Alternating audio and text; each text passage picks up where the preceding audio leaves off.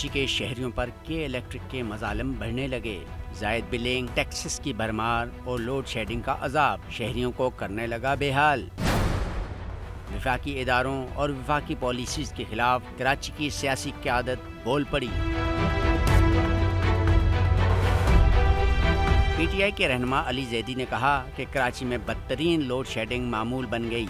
बिजली के बिल अदा करने के बावजूद घंटों बिजली गायब है। किस बात की लोड शेडिंग है?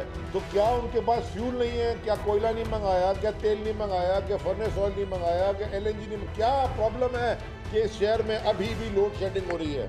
जमात इस्लामी कराची के अमीर हाफिज नईमुर रहमान भी फट पड़े और कहा कि कराची पर के इलेक्ट्रिक की शक्ल में माफिया मुसल्लत है।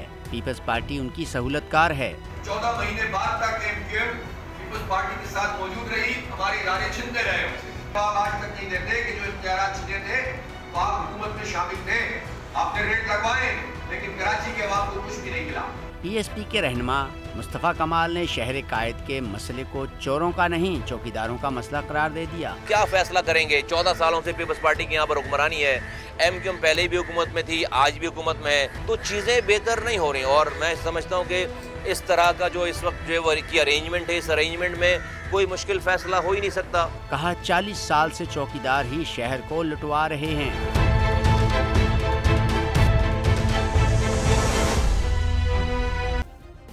सब्सक्राइब करें और बेल दबाएं ताकि कोई खबर रह न जाए।